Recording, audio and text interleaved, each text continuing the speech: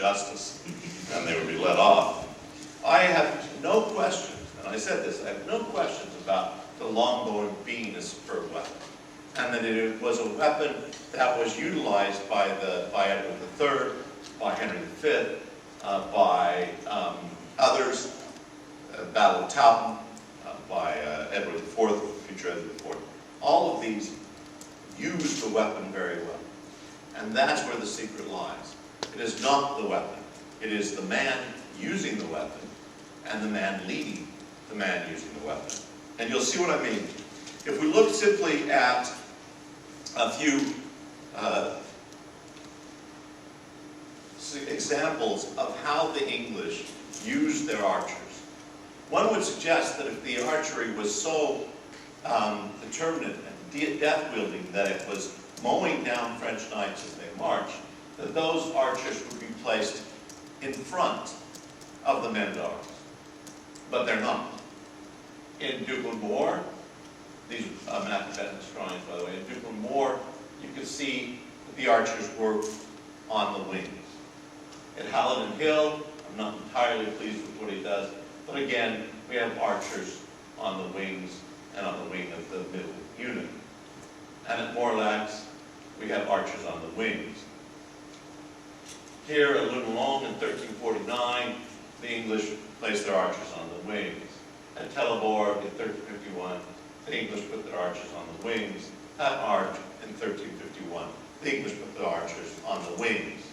Now why, if they are so effective at knocking down French knights, do they not line them up in front and allow them then to knock down the French knights, and only when they have either run out of arrows or the knights are too close so that the men-at-arms want to get into battle, do they not just simply go back, reload, or whatever, and wait for the next phase of battle and allow the men-at-arms to take on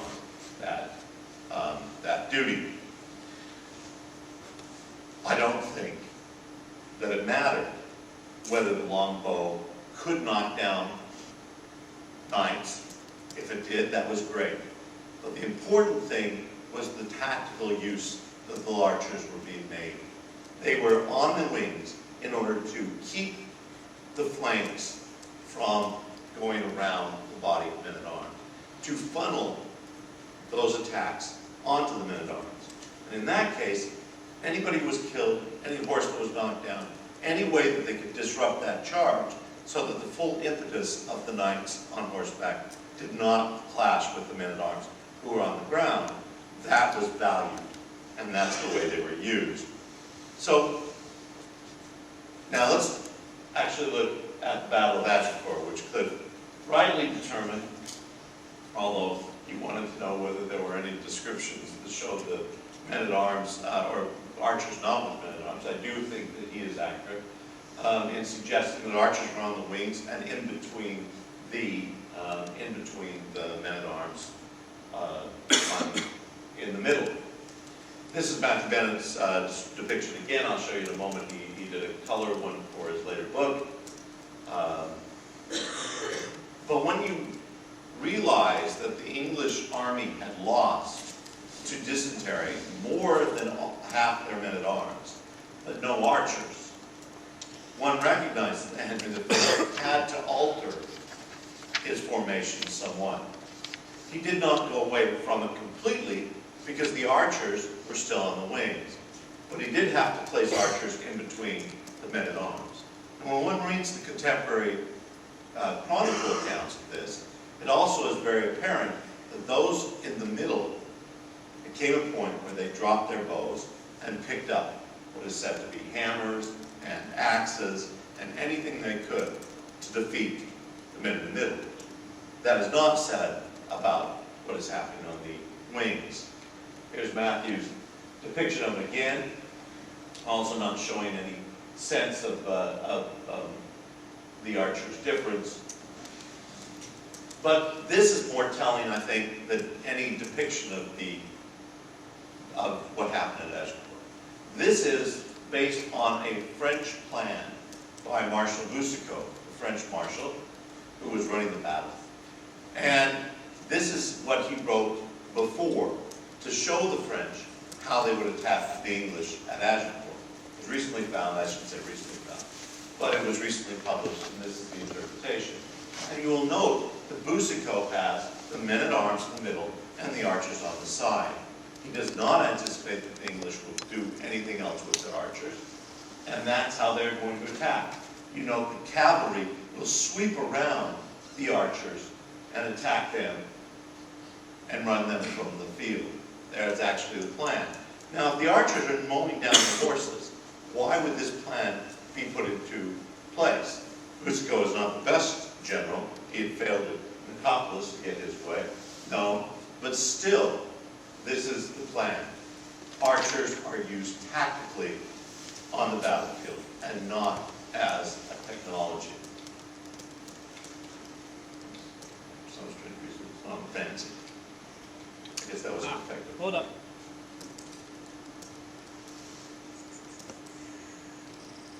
Somebody back there, can you advance the next slide? Go ahead and try it now.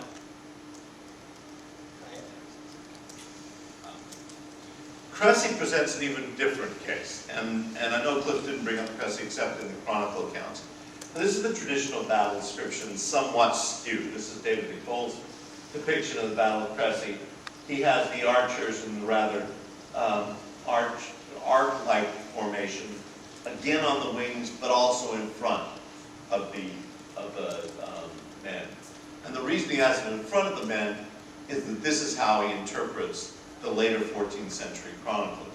I would suggest later 14th century chroniclers have no idea of where the archers were and that they were placed, as says in the contemporary chronicles, both Geoffrey Le Baker and the Récit de Bourgeois de Valenciennes, that the archers were but on the sides of the king's army like wings. This has been confirmed by a recent rediscovery of an account purported to be from a Genoese crossbowman at the battle, where he suggests that not only were they placed on the wings, but that they were placed in the woods on the left side, our left side, and on the in the cornfield on the right. And that Edward was going to move them into position, both as a surprise and also, again, to keep the flow into the middle, onto the fight for the men-at-arms. And this is what Nicole shows, that is exactly where the fight went. It went to the middle. But there could be some ridiculous ways of looking at Cressy. This is the latest one by Rupert Matthews, and I think it's completely ludicrous. Even if I understood it, I would think it was completely ludicrous. One of the problems is that Cressy may not have been fought on the battlefield that it's intended to be fought. If you look at a map of Cressy, between Cressy and Waudecourt is where the battle is usually depicted. The problem is that there is a large slope that the horses would have to come down and hit as ABC that is very visible on the battlefield. You can actually see it. The first line there is a railroad track put in the 19th century, but the line behind is this ramp, or is this decline. No horse can go down. This would mean, and this is what Andrew Aiken's latest book suggests, that the French had to come in some sort of serpentine way and attack in the middle, which makes no sense on about three accounts. For one, why would Edward ever place archers on both wings? He would only need them on the wing that was facing the entering horse. And two, why would the Genoese crossbowmen, who are coming back and being ridden down by their knights, have come back sideways and not back towards the ridge, which they could easily have climbed? The horses just simply couldn't come down it. So this is not where the battle took place. Once we do find the battle, then we will find, or the battlefield, then we may understand the contemporary chronicles, not the ones written at the end of the 14th century, but contemporary chroniclers' depiction of this.